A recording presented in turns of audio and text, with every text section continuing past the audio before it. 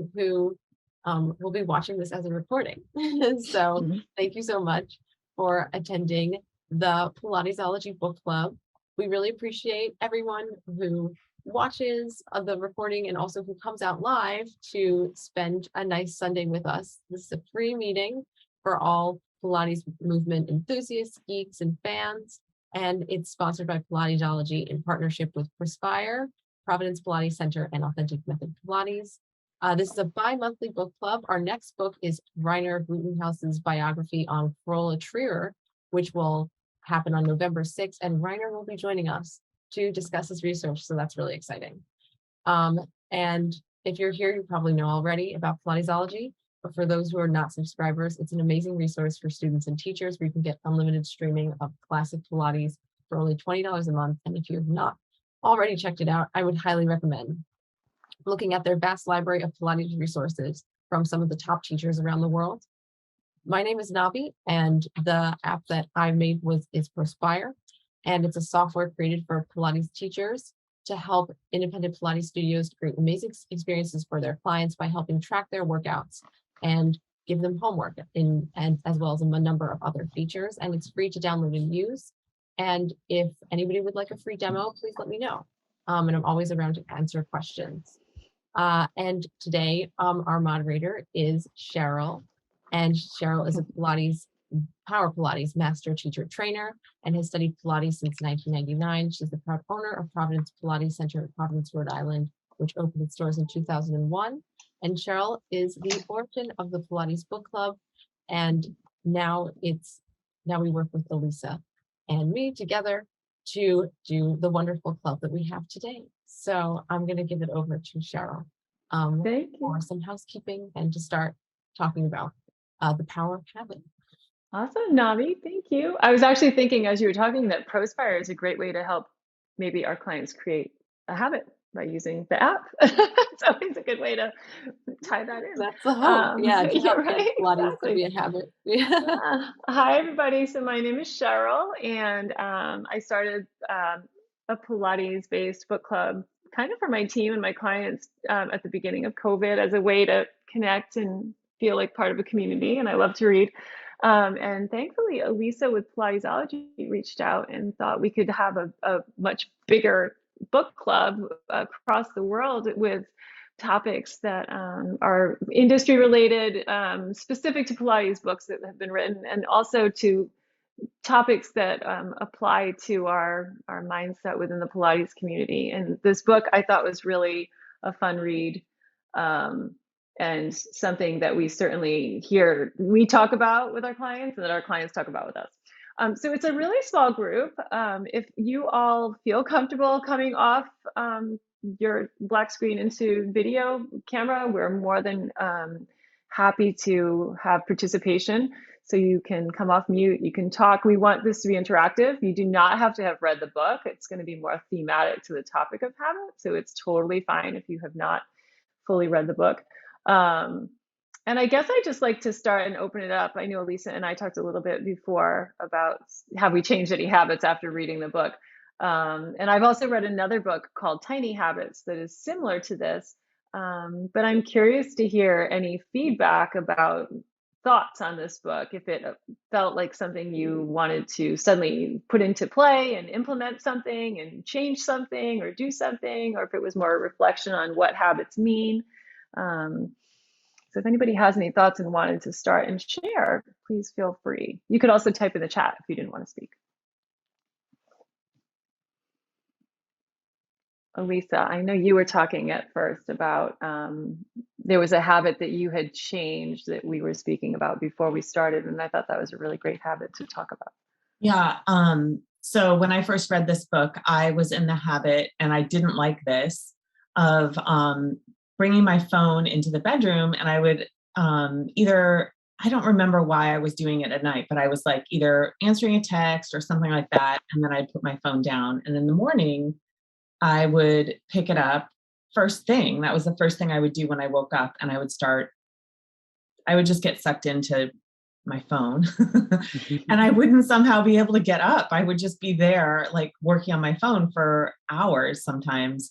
and I really didn't like it. I wanted to have a more positive morning routine. I found like that was just a trap somehow. So I just made a rule that I wouldn't bring my phone into the bedroom. And instead, and what I discovered is I was really just craving a routine. I was craving sort of a connection, of talking to people and being awake. And like, so I started getting up and just making tea.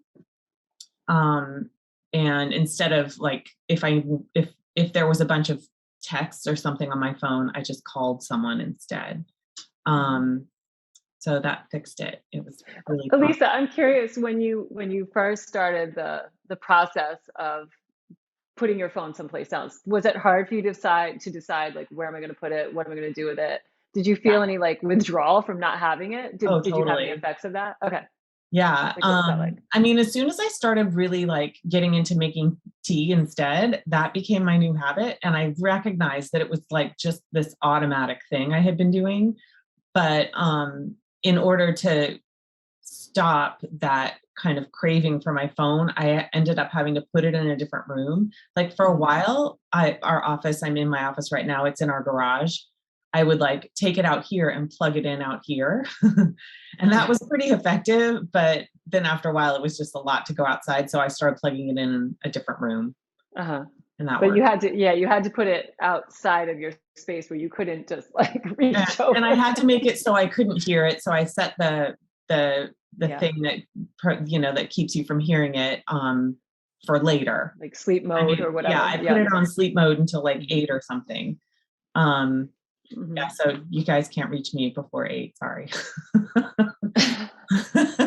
That's good to know. Yeah, I mean, I generally end up looking at it before then, but that's how it was, and it's been really great. It changed everything. I think sometimes people have a resistance maybe to changing a habit because of an anxiety that might arise, like the anticipation of what the lack of whatever it was that you're replacing might create, like a withdrawal. I mean, they talk about how technology use is addictive, almost like caffeine or alcohol or whatever, and how there's a response that can be anxiety inducing to not having whatever it was that you're trying to replace. Oh yeah, for sure. I definitely had a very hard time doing that. I don't know. I've often heard the rule that it takes like 3 or 4 weeks to implement a new habit. I didn't exactly see that statistic I didn't read that statistic in this book, but I don't know if you've ever heard that or if there's data on that. I should have looked it up. 21 days or something. 21, yeah, 3 weeks. Yeah. I think so. I think that's what this book talks about, or at least 21 days. It's like the beginning of when you can set a new habit. And I would agree with that. I often talk to new clients who want to, they have this lofty idea that they're going to come in at 5:30 in the morning and do the 5:30 a.m. class, which is great. It's a great idea. But I've often told them it's usually hard the first 3-4 weeks, but once you can get past that 3 to 4 week milestone, it now is something you're just going to get up and do, and it becomes a part of your routine. So to establish it as making it part of that routine, if they could just give it 3 to 4 weeks and grow with it, it'll. I don't know if you guys have been in the military, if anybody here has been in the military or has clients who've been in the military. All of the clients that I've had that are in the military or have been in the military, my dad was in the military, have insane habits that are just automatic that they do like forever. Like my dad would get up every morning and make his bed like military style. And he would exercise. Like it was just sort of an automatic thing.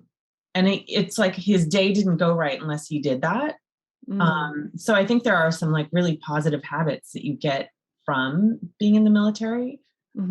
He kept his house very clean as well and neat. A lot of structure. Yeah. So, I mean, to me, like you go through this very strong induction with a group of people. So you have a community with you. And that was a big thing that this book talks about. Like if you want to change something, enlist other people. Right. And I mean, I think that was really powerful. He always talked about the people in his group with him as being like his best friends, So Yeah. It lasts Yeah, a there's like a lifetime. camaraderie that forms around doing like-minded activity. Exactly. And then that's a comfort forever. You Hmm. just like automatically do it and you're like, oh, this is what I do. Hmm. There Yeah. was a question that was sent out in the book club reminder email to ask if it's possible to reawaken a habit that maybe had been changed. It's interesting when you talk about your dad and doing that. My father-in-law is the same. Woke up in the morning, made the bed military style, spotless, everything. Totally. And if there's ever a shift in that for whatever reason, I think they fall back onto that so easily. It's almost like it's not going to break because it's ingrained in their DNA almost. You know what I Yeah. mean? Yeah. Yeah. So I Um, think you do always fall back to whatever habit. I mean, let's hypothetically say they travel and go somewhere where they're not expected to make their bed for 2 weeks, but then they come back and they go back right into that routine when they're in their environment that triggers that.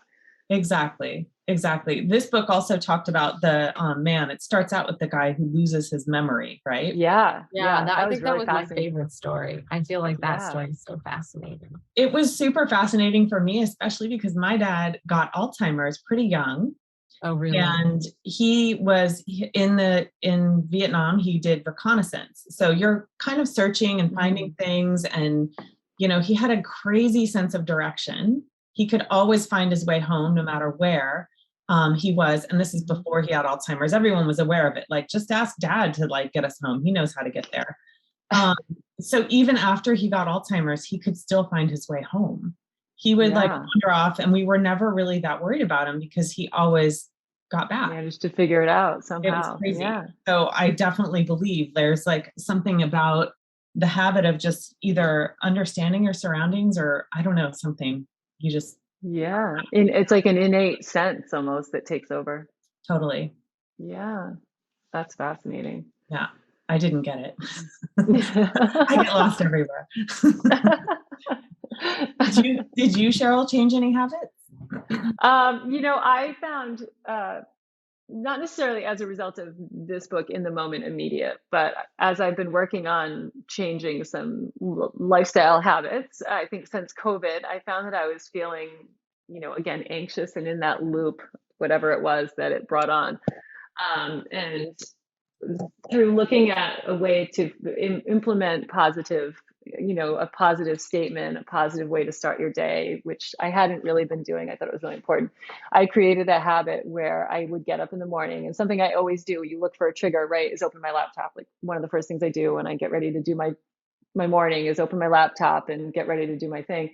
So I had to actually use a Post-it, which meant to me maybe that it wasn't a full habit that I could just come up with on my own. But I put a Post-it on my laptop, I taped it, that said, today is going to be a great day. And it prompts me to say, 3 things that I'm grateful for. So whatever that might be, my son, my cat, my weather being nice, whatever. So every morning, even though I'm prompted by a Post-it, I open my laptop, I make my statement, and I say that. And I really do feel maybe like your phone shift. It shifts the way your framework might be. Instead of feeling, woe is me, COVID was here, it put a positive spin on things. I was grateful to That's be here. Um, I would say the same statement. It was like a mantra. And I've done that for 2 years. So I really, yeah, it's a habit that I had never done before. So it's a I positive love habit, that. positive shift. Yeah. I'm making a note to do that on mine. Yeah. That's a really good one. It's those little things that make a huge difference. Yeah, and the idea that prompted that was, again, it was a book called Tiny Habits, and it was really about making small, manageable and small shifts and picking 1 to 3, no more than that, manageable and small shifts that you could make, and being successful with that and celebrating that. Actually, that's also something that's kind of been challenging for me in my life, to just celebrate small things. Mhm. So being like, wow, that's easy. I did that, and look at the changes that it created that day. Instead of Mhm. thinking it had to be some big, tremendous thing like cutting coffee, which is probably a habit I should shift, and I haven't been able to do that yet. But, that to me would be a really big thing. Yeah. So making that small shift is a small step to making a bigger shift down the road. So celebrating that. Yeah. Um, Hi. So there's a couple new people that came on. If anybody, again, you do not have to be on closed screen. You can come off and please feel free to participate. If anybody would like to share a habit that maybe they've implemented, not necessarily recently at any point, or how they felt a habit shift by doing some things, making a cognitive change I would in love the to daily hear routine. about anybody's habits that you would like to change. Oh, that's a good one too. Yeah, I have a few. I wrote. Because right, like a big part of the book is how like well, not a big part, but like one part is that you can, the old habits that you have, you don't necessarily have to stop doing them. You just need to tweak them.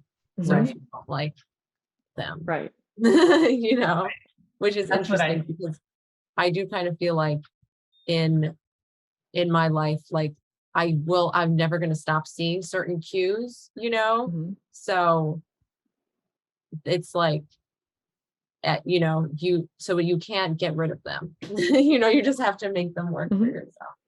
And actually, I went from ordering a medium coffee to a small coffee. So that was my small step. Oh, that was huge. That's a big step. So see, I've cut back. Susan, what about you? Susan, yeah, what would you like to say? Hi guys, I didn't read the book because That's I okay. totally forgot. I was finishing up that Bill Hayes Sweat, which I enjoyed, and you guys will, I'm sure, review it someday soon. But what I have, sometimes habits are so vital for me continuing to get my day complete. Because we work by the hour, we have to have, I believe we have to really fit certain things in, and we can't ask why. We can't even hesitate to decide whether we want to do them or not.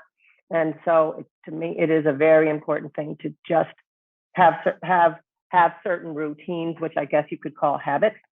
And it's not like I don't review them every once in a while, because I will review them when I'm like, oh, I really don't. I just want to go have a cocktail. I don't want to go work out, something like that. And I question that. And then I wonder, well, okay, so maybe every fourth day, just give myself a break or something. But I also found on a different topic, but on habits, I have this saying to myself, I can't stand drinking, which, as you just heard, I do love a cocktail. And so I do love to have a drink or so. And in this town, there are a lot of retirees, and they spend a lot of time socializing to take place of whatever they did. That's my take on it. And so that means not necessarily over the past couple of years, there are a lot of social events here, and they all start with, whether it's a dinner, you're always standing around and people are drinking immediately. And what I found is that if it's a party that I stand at, I don't drink. So I can't stand drinking, because I find that I'm like, stand. did I just drink all of that? And then the wait staff comes around and just refills. Yeah. And you're standing there going, oh my gosh, that's incredible. And a lot of times I'll go in and I'll be like, I don't really want to be here. So the personality drink would really be helpful. But I have to remind myself that, or I think it's helpful. And what I remind myself is that on the other side of that decision, that really only takes one no thank you, that it is a whole nother world on the other side of what could be a habit. And we don't know that until we give it a small shot. And shot, no pun intended. You see, this is really familiar in my but I find that it's very, very helpful to just give myself that moment where I, again, cannot question a decision I make ahead of time, and then just stick with it, because it's really nice. And then I usually end up leaving a lot more reasonably, because I just get tired of being breathed on and spit on after people have been drinking all this time. Do you know what I'm saying? Well, if you haven't lived here, you don't know what I'm saying, but it's really big around here. So it's just getting to that Susan? Other side. I live in San Miguel de Allende, a Mexican town. Oh wow! And it's just full of retirees, oh, wow. which are so cool. the bread and butter of my business. So I'm happy to have them in tourism too. But and and there's a certain lifestyle that is very different Right. than when I lived in the States and we had our homes and didn't have time to go out and do what we can because you can walk almost everywhere here. So Oh, wow. anyway, So cool. that's it. Yeah. So your Okay. habit is like a mantra, it sounds like, that you will say in your head or whatever too, that you're not going to do this activity, and you just kind of remind yourself of that. Right. Yeah. Yes, and after a while, I remind myself how good it feels. Not that I'm not going to do something, but I can Well, like you remember how celebrate great the it. not having done it. Yeah. Yeah, it just feels so much better, you know. And again, it's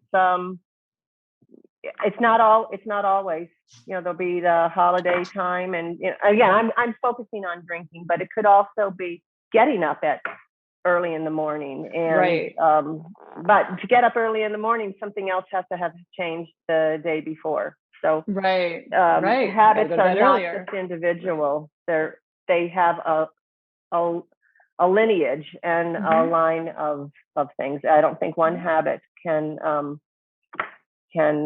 support itself, just like, you know, we Right. stretch It's like a and we ripple drink effect. at the same time. Yeah. Yeah. I have a question Yeah. for you, Susan. The book has this, excuse me,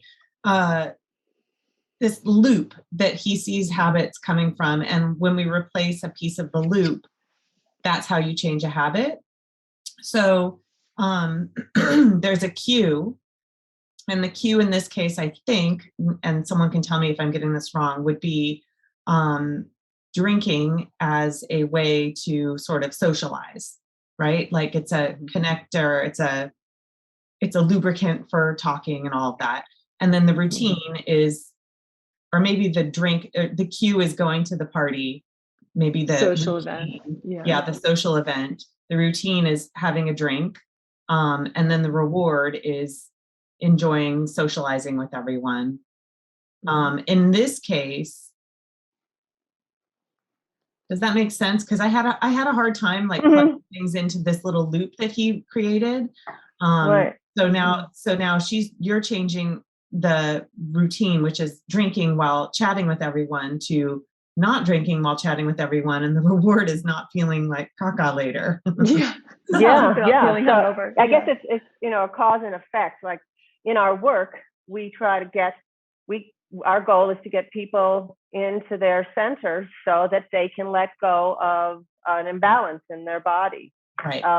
You know, with a diet, I remind people that it's better to add something before you strip everything away. You know, start adding water before you decide that you're, you know, not going to have dessert at night or something like that. Yeah. Add something before you take something away.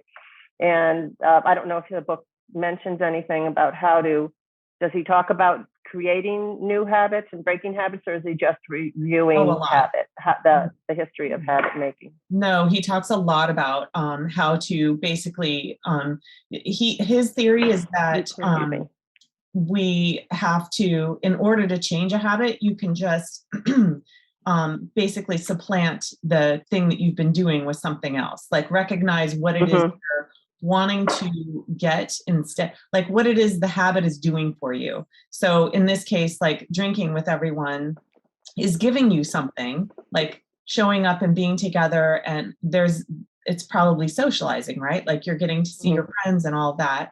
And then drinking is just an automatic part of that. So then choosing not to drink, you're still getting the socializing part, but it's somehow the reward is different now. Right. So I guess he can help us in weighing the habit against what we think the benefits are, because we don't know what the benefits are until we try it without the habit. Yeah, I guess. And really, guys, I do drink, but not the way it sounds here this morning. No, well, in this case, if you go to dinner, then you have the ability to enjoy a drink while sitting down and eating food, which is, that's right. You know, you've lost that ability to enjoy that at that point. It's like 2 or 3 drinks in, you're like, oh, whatever. It's just more. You know, you're reminding me, because in the book he talked about a habit, I believe it was his own habit, where every day at like 3:00 he would get up and go to the cafeteria and have a cookie. And he gained a bunch of weight and decided, okay, I should stop doing this. What is it that I'm actually looking for? And he recognized he was looking for companionship. He was looking, because he would eat his cookie and like see some of his friends and like chit chat with them for 10 minutes and then go back to the office.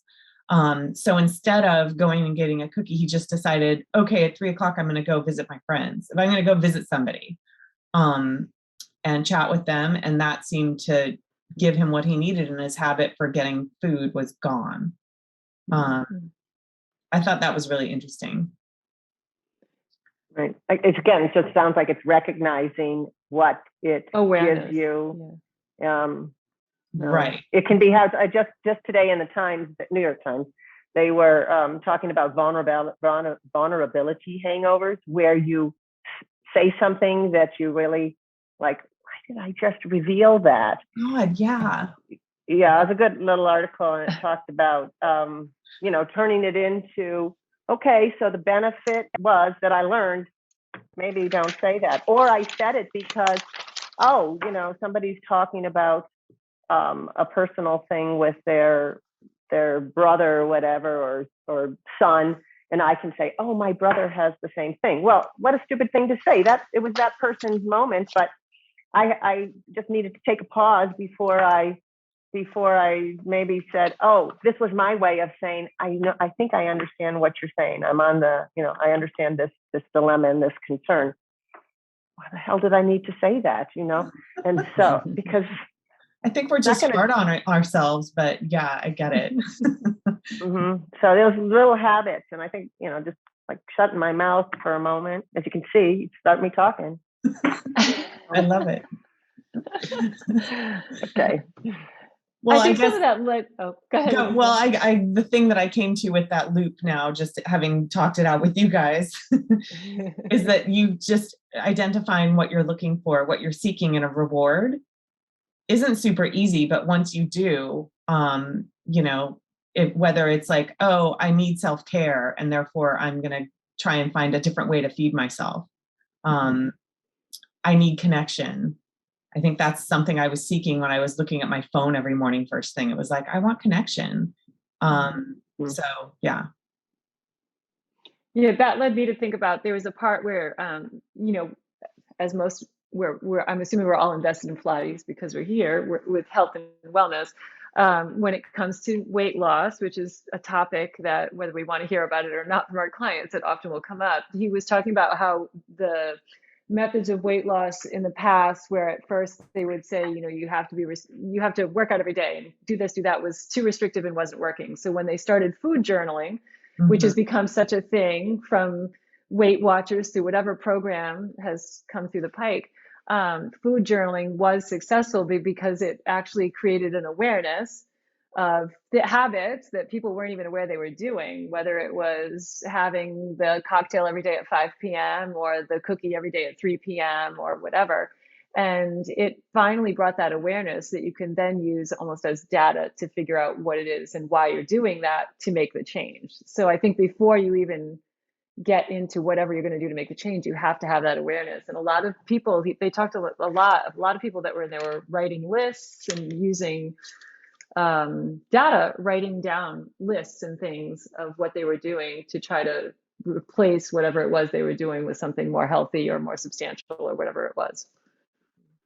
I think the habit of writing stuff down is really important. Susan? Yeah. Does he talk about reward? Because I think there's so much to be, our habits are formed because of reward. I mean, I can get a reward by having one cookie in the refrigerator, but I'll take one. But then when it turns into an addiction, it's over. Right. I mean, to me, a Snicker bar is health food if it just makes you happy at that moment. But if it becomes a habit, habit that's not such a healthy habit. And again, who's choosing what is healthy and what's not healthy? But right. So it's like the cue or the trigger, the action, and then the reward. And the reward could be a healthy reward or an unhealthy reward. So how do you turn that into a healthy reward? I think too much of anything is not healthy, right? How do you find that balance? So does he talk about that how was part do you recognize it as a reward? Like, do habits happen because we think there's a reward at the end of a habit? Yeah, we just create a cycle. We go through this little loop, and the loop is always like, you do this routine in order to get the reward. And then you just get stuck in that routine. So if you want to change your habit, then just changing the routine is the key. Recognizing the reward and then just changing the routine so that you're getting a reward, you know, is the thing. Recognizing what like in his example, the reward he was seeking was companionship and community. And he was getting that by going to the cafeteria. So instead of going to the cafeteria, which is his routine, he just started going to wander the halls and see who was around. And then that fixed it. He wasn't hungry. He was just looking for his friends. No, I would miss that cookie. But I know. Well, then they also he did, and then put a that went banana away. in your bag or something, you know, replace that 3 p.m. cookie with a banana or an apple or something else if you still felt like you needed that 3 p.m. snack. I think what he recognized is he wasn't actually hungry. He was really questioned himself. Well, am I hungry? And he tried like eating nuts and things like that. And he recognized like, no, I'm not really hungry. I'm just looking for friends. So I don't know. Yeah, I would probably miss the cookie if I got in the habit too. And he said he did for a bit, but then that just went away and he realized, oh, I wasn't hungry. I was just looking for buddies. Within that, I did question, because there was a lot of conversation in the book about willpower, self-discipline, self-regulation. And I mean, I will be honest, I feel like I have a pretty good, strong self-discipline and willpower, but is that something that can be taught? Was something that I questioned as I was reading the book. You know, I think there are varying degrees within individuals of the ability to have control and self-regulation. And can it be regulated with habit, or are there some individuals who it's just that so much of a struggle that it isn't possible? That's Diana, would you like to share? Oh, I don't think we can hear you. Oh, she's on mute. Yes, You're on mute, Diana. Yes, I found it. Oh, there you go. Okay. Hi. I'm, which is why I was off video. But when you read about the self-discipline, I got my DNA done, and in my DNA, I have a disinhibited disinhibition, which means if there's something I'm craving, once I start eating it, I don't have the ability to stop. Which I've overrode. You know, you can override those things, but what we're talking about. But yes, in our DNA, we have a makeup that maybe it's a sweet tooth. I don't like bitter tasting things. And I do have a sweet tooth. It said that it said in there that most people with this DNA trait are obese, which I'm not. Okay. I've danced and done gymnastics and starved myself for years. So, I think that overrode all of that. I remember when I was younger chewing gum constantly, and it was the sugar. It was just the sugar I wanted. So, yeah, I think some of it I think is in our DNA, but all DNA is 5%. The rest is. Yeah. What I'm curious, was that like one of those 23andMe or something that you did a saliva test and sent out? Pathways. Oh, okay. Yeah. Interesting. Yeah. Yeah, I agree. I think it's probably a lot easier for some individuals and really, really, really challenging to the point of maybe giving up for other individuals. I'm not sure. Right, because there are like they do say that being an alcoholic is in some ways hereditary, right?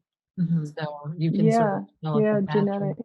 Yeah, so I guess it's harder for those people to have good drinking habits in some ways, because of their well, and actually in their makeup personalities, they have found in the brain there are actually grooves that are formed by the addictive behavior.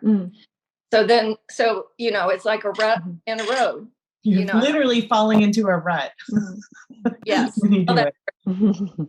but they actually said that physically the brain develops grooves. It is I just- interesting. This book was written in 2012, so I mean, that's 10 years ago. So I am curious to know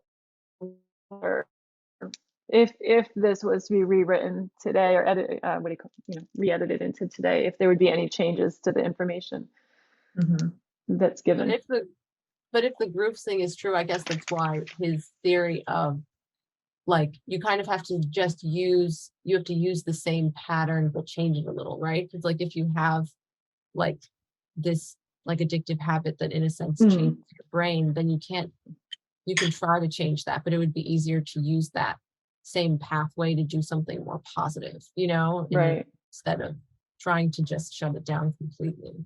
Right. So, And they talk about neuroplasticity and being able to the brain to be able to adapt. I guess I just wonder if there are some like the initial man that had that part of his brain was basically shut down. You can't turn it back on again. So what does they that give mean? an example, Cheryl, in the book about when it gets to the part about organizations and companies Oh yeah. doing this, because the example they give is Starbucks, and Oh they yeah, Starbucks guy. right? Starbucks sees itself as a customer service company more than a coffee company, because people expect to have a kind and happy and welcoming person serve them when they come in. But often there's an angry customer, and they found that certain employees could handle the angry customer no problem, and then others just couldn't. They did not have what you're saying is like the discipline or the willpower to deal with someone yelling at them. They would just sort of break down. Yeah. And they implemented this whole drill that new employees go through, where they have them just go through this entire process, basically training them to deal with angry customers and anticipate what they're going to have to deal with. And that anticipation and the practice, the routine, which is the same thing they do in the military, right? They role drill modeling you and to become yeah to do things automatically, where you're not having to think about it in order to do it. You pre-planned it into your system, and then it's like easier. And that's really, really successful in terms of when all of your adrenaline and everything starts going, you have something to fall back on instead of just like melting down. I think I love that part about the Starbucks employee. I thought that was a really cool, along with the fact that I did not realize that Starbucks class could give you credit for college. I thought that was eye-opening to me, that you could do their employee training and get college credit. It was so thorough. Like I had no idea.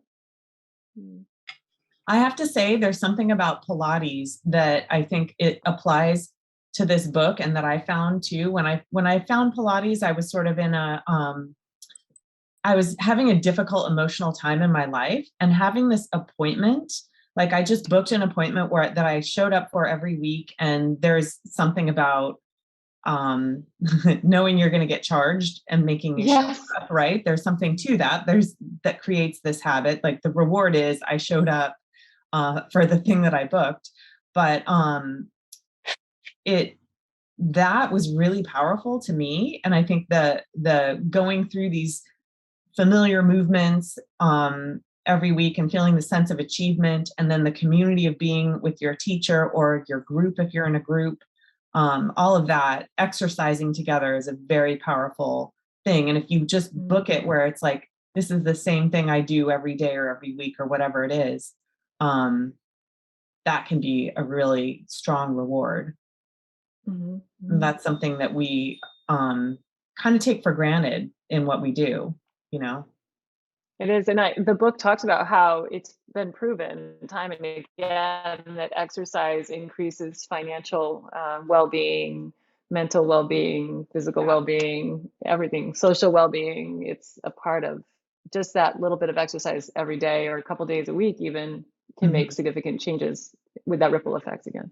Well, I think for teachers especially, I tell this to teachers all the time. They're like, what program should I go through for bridging? Or what should I do to like learn more about Pilates. And I'm like, just book a private lesson with somebody or a group lesson with somebody that you respect every single week, at least once a week, and show up for it. Like have that be the, I cannot book anyone else at this time. This is my sacred time.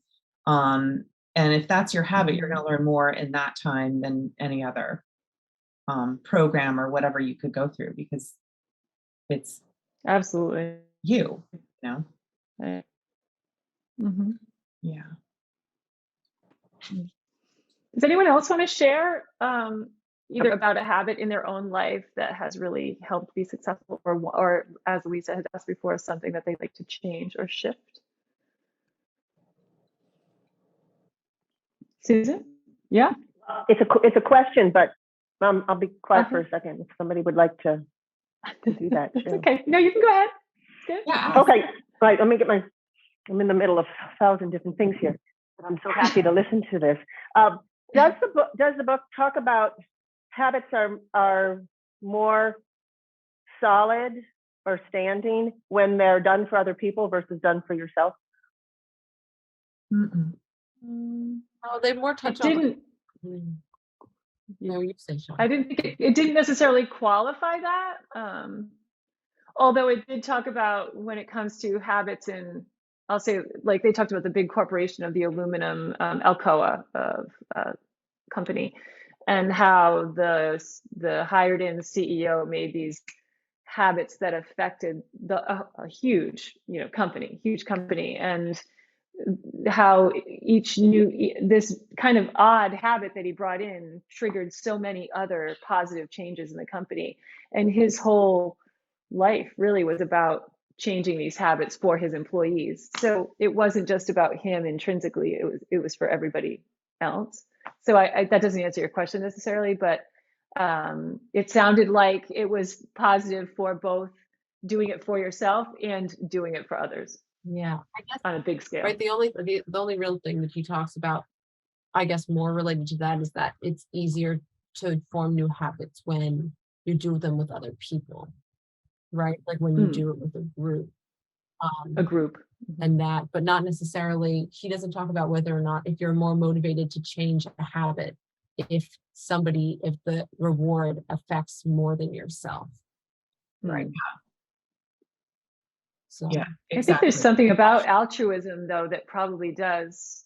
I think about, sometimes you go to the drive-through coffee and the person in front of you buys it for you, and you're like, oh my God, that was so amazing. I'm gonna pay it forward, and it keeps passing through the line. And there is something about the altruistic behavior that might reinforce it stronger. I don't know if the reward is felt. But maybe that's just me. No, I think so. Yeah. In the case of Alcoa, this new CEO showed up at the company and it was just a disaster. Like everyone hated each other. And he just identified the one thing that both the union, the employees, and all the managers could agree on, which was like, we're going to make this the safest company around. And nobody could be like, yeah, we don't want that. And then that just changed everything because they started working together. It changed the communication processes. It changed the feeling of community from what he called, the lower tier employee feeling as important as the top tier employee. Right. All of that. So like when it comes to the thing that I kept coming back to in this book in particular was like, okay, well, so then that means if I want to change a habit, I need to identify what a reward would be that I want, or what the reward is that I'm getting from the habit that I want to change, and then just slip something else in. Is that what you got from it too? Yeah, it's interesting. I was trained as a social worker in the 90s, and like systems theory is the big thing that I was trained in, where any change, it's like the spider web, is going to create change in other ways, so subtle sometimes that you don't even realize, but nothing works on an island. You are not an island. So anytime you make even a small change in one social event or whatever, it's going to change your mental health, your physical, everything is going to shift. So yeah, I feel like exactly what you said. Huh. It's all related. And like, what were examples that as a social worker you would aim for people? Well, so, I worked, my primary job was as a school social worker in an inner city public school. So it was often behavioral changes, very kind of behavioral modification for children to be able to stay in school, arrive at school. So it might be a shift of, that child needs to have clothes, backpack ready at the door. That child needs to have an alarm set that was never, house was maybe in chaos. So certain small things need to be put in place. Clothes had to be clean, it shifts that. Food had to be ready, now you're going to have breakfast. Things that just weren't even in place. And those are very concrete examples. Then you get to school and you're happier, you're put together, you're well fed, you're slept okay. And so, simple, what we might call simple life changes, but it had to be taught and had to be implemented and had to be structured. Yeah. Okay. Well, and everything changes from there. That totally applies. I mean, I know, do you guys, if you leave your clothes out, what you're going to wear for your workout the next day, are you more likely to work out? I've never tried that, but that sounds like a great idea. I do it all the time, especially on Sundays. It's like Sunday, I feel like, the week is coming. There's so much to do. If I like just take 10 minutes to be like, okay, this is what I'm going to wear in the morning. That whole like, I don't know what the shirt where's the thing I want, like having to decision make in the morning, all of that's gone. And you can just like slide right in. Yeah, I've found that if you plan like whatever you're doing in the morning, if you plan the night before what your outfit is, then the morning routine goes a lot better, Totally. Or I actually have my bag like right near the outside door, my food bag on the counter, ready to put stuff in. Like I'm really structured at night. Yeah. And then you don't have to rush. It's just like your morning, you don't wake up early going like, did the alarm go off? Like it's frantic. A lot easier to, and like, I definitely think that's something that he's talking about in this book. It's like, create, instead of having that morning routine of like panic and like, that's the habit you don't want, right? That's what those kids were going through before. And then just supplanting that by like, here's the routine. Because he talked about that with the routine section. That's what he saw. Habits in corporations are just these routines that are in place that nobody's even thinking about. It's like the routine of not having all these safety checks, or the routine of not putting on your safety gear before you went to work with hot molten aluminum. When they changed that to be like, you must put on your safety gear and someone's going to look out for you if you forgot something, or each other, then the reward, not getting hurt, was much more possible. Right. I also like the part about the routine of Michael Phelps, where he had a very straight routine that he had been taught basically since he was a young boy learning to swim. And his learning to swim started because he wasn't doing well in school. He had a hard time focusing. He had a lot of energy and they needed to harness it. So they started him with swimming, implemented these routines, and then, he's the biggest gold medalist, I think, in swimming that there was. So yeah, exactly. That was an interesting little segment. Yeah. Susan, did you want to share? I was going to just comment on two things. One was that Alcoa, I'm really looking forward to this. I'd really like to see that the work and how big corporations have used some very good maneuvers, Patagonia and Alcoa here. But just that idea of that, finding that very common link, that it becomes everybody's interest. And that's a tricky thing to do. But also what you were just talking about is this routine. I would call it preparedness. I eliminate a lot of worries by putting my keys in one of, it now appears 3 places, but I know that if they're not in one of those 3 places, then maybe I can look in my sweatshirt.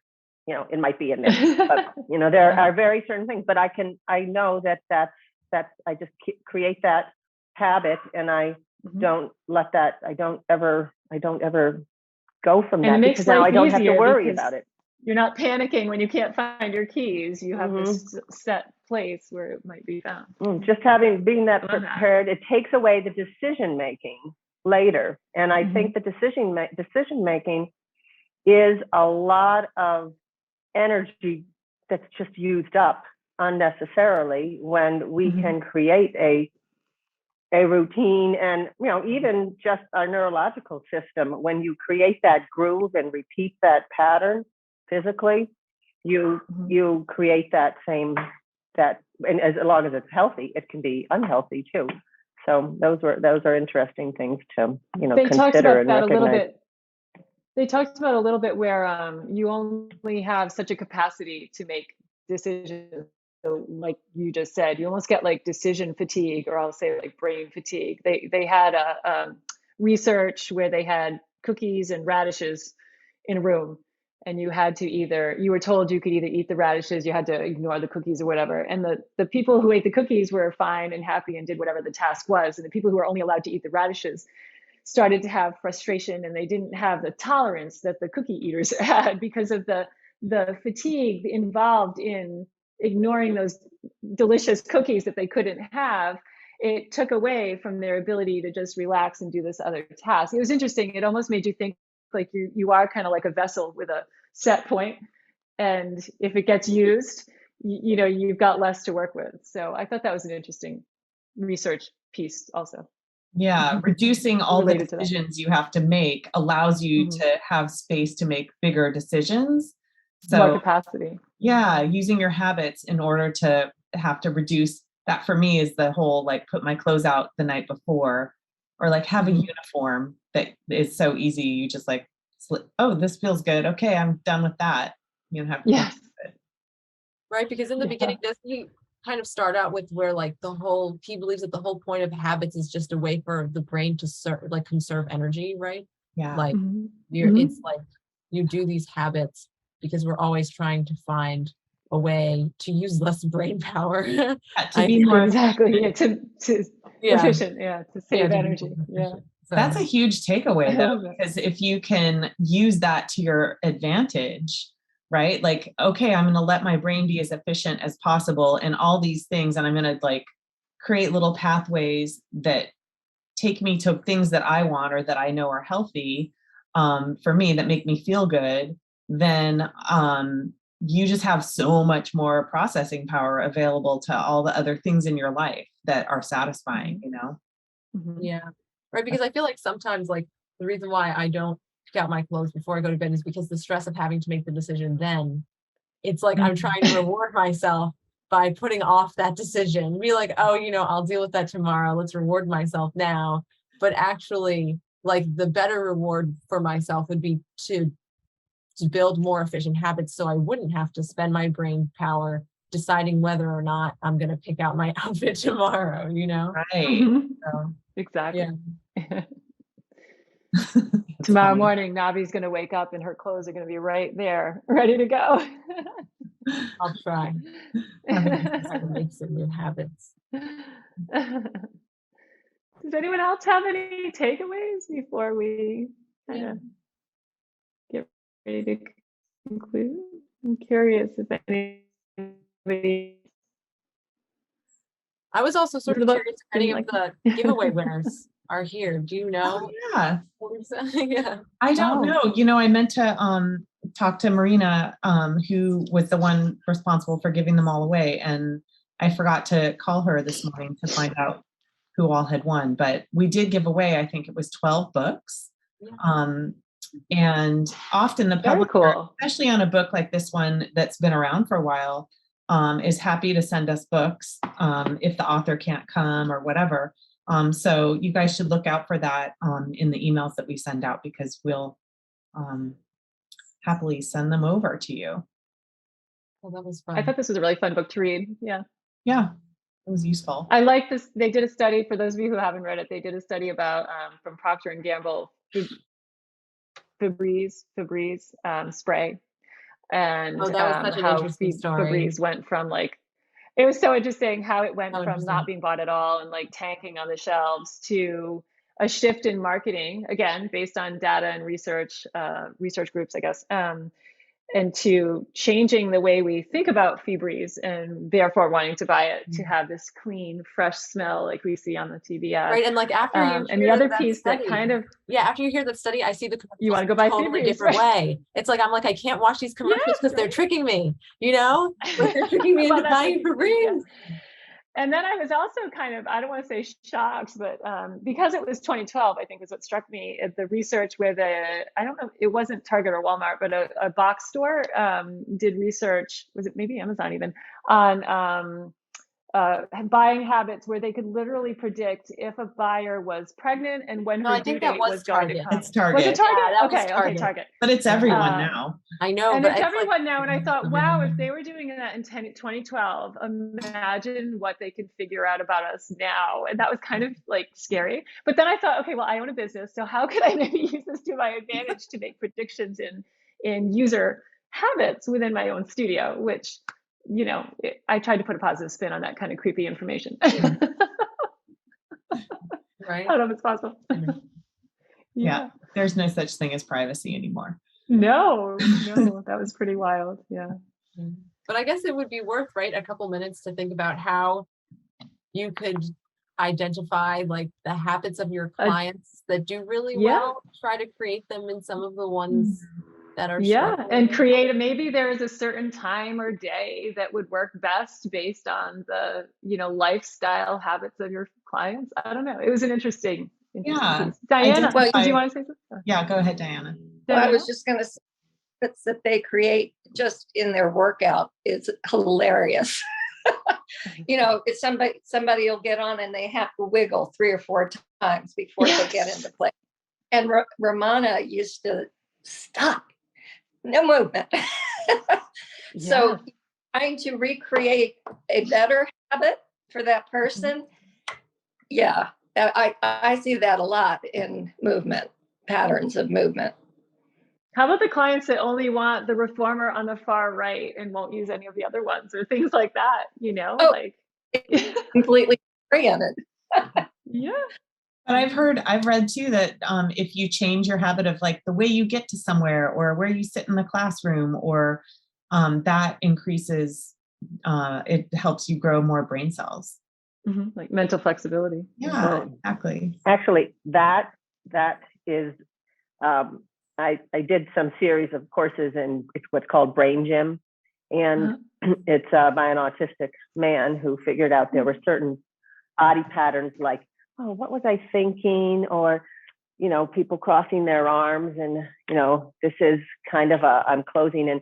But then Carla Hannaford did some more studies on this. That would be a great one, a great book. I'll send you some links on that also. And that they found that, you know, when the kid that was always causing a lot of problems, the teacher would make him come to the front. I'm saying it to him. Look at that, how gender inappropriate. But, you know, a child, they would send them to the front. But what that kid had is generally potentially a more strong eye because right brain, left brain, whichever one is dominant, that opposite side. And they would put that kid in the front. And if that kid had a more dominant eye over here, but the teacher was over here, that kid was going to constantly be turning, causing more and more problems.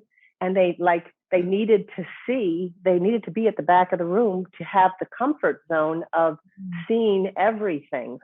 And also when they put us in alphabetical order in the classroom, if a child had a more dominant ear and the teacher was over there and they had to keep turning, that was a lot of energy that they were using that they couldn't, apply to learning. And so, there are all kinds of tests that you can do now, very, very simple tests that you can figure out, just the difference between, like, if you're somebody that would run into the street to save a child or a dog or something from an oncoming vehicle, or would you stand and scream, or would you be frozen? These are all part of that whole kind of series of how we move. And we can figure it out, but it doesn't mean we can change it. We can be aware of it. Right. That's interesting. Send me those Thanks, links. Susan. Okay. They're old books too, but she's brilliant. They're really, really good. So love it. Neat. So it is time. I want to be cognizant of time. And I want to thank everyone for joining us today. I know September and October can sometimes be really busy months in life, as can all months, but it seems just more busy sometimes this month. So thank you all for being here and joining us. If you're virtual, I hope you enjoyed watching our talk, and we look forward to seeing you. Navi, what's the date again for the next one? November 6th. Yeah. November With 6th. Yeah. With Rainer. Is it Rainer? Rainer? Rainer Gutenhaus, and his book is on Carola Trier, right? It's her biography. It's an interesting book, her biography. Yeah. I want to show you guys before, hold on, sorry. Yeah, that's okay. Oh, hopefully I can find it so fast. Yeah. She wrote, I left mine in the bookshelf. and I have it. This is her book that she wrote for children. Oh yeah. It's out of print, but you might be able to find a copy of it. So the one I had was actually even signed.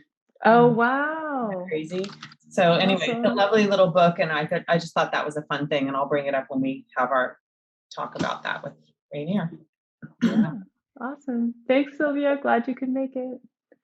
Thank you everybody for coming, and we look forward to seeing you at our next book club. Yeah. All right. Bye, Thanks, everyone. Tina.